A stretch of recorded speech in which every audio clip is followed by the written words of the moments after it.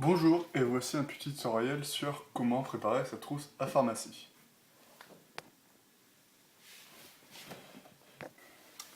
Donc voilà, plusieurs petits ustensiles qui est pratique et qui est surtout utile pour tout ce qui est soit grand, soit sur des blessures légères ou sur des blessures graves. Donc on va commencer par les petites blessures. Donc les petites blessures, bien sûr, voilà, je m'en suis déjà utilisé, donc c'est un peu normal. Des pansements. Pansement, ça permet que la plaie ne s'infecte pas après avoir été cicatrisée.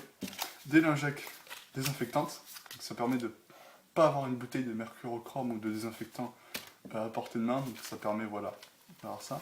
Et des compresses, des gaz qui permettent d'enlever le sang sans infecter la plaie en fait. Voilà. Donc, oula, c'est tombé. C'est pas très grave, je l'arrangerai plus tard. Voilà, ça tombe. Les pansements sont un peu vieux. Donc ensuite, on a un groupe pareil, lingette désinfectante. Donc moi je fais ça par groupe. C'est plus pratique pour s'y repérer. Donc blessure légère, pansement et les lingettes désinfectantes. Deuxième groupe, désinfectant et bandes. Donc ça c'est des bandes qui permettent d'enrouler autour d'une gaze. Ça permet en fait, de boucher la plaie et de faire, en fait c'est comme un pansement en plus gros en fait. Voilà. Et la bande dessus on peut la réutiliser plusieurs fois. C'est juste la gaze qu'on change. D'accord?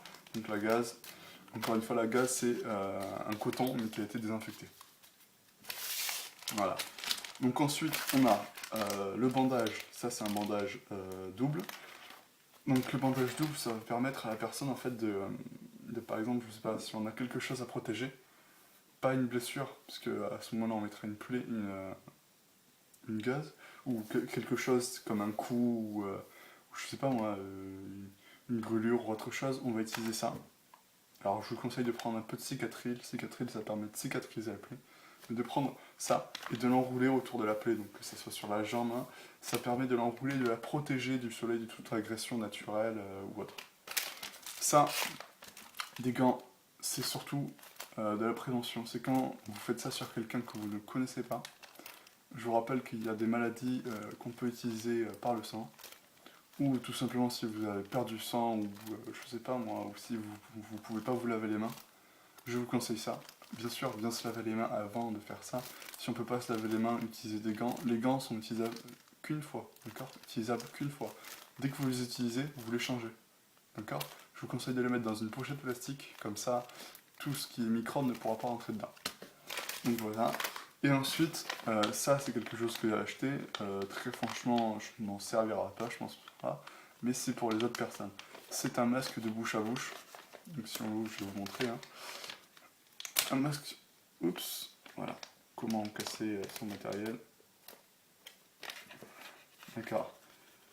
Donc c'est un masque de bouche à bouche, en gros comme écrit sur le plan, en air. Voilà, côté croix, c'est le médecin, donc vous, celui qui fait le bouche à bouche. Ça, vous l'enfoncez dans la bouche du patient, et ça, vous le mettez dans votre... ça, vous soufflez dedans.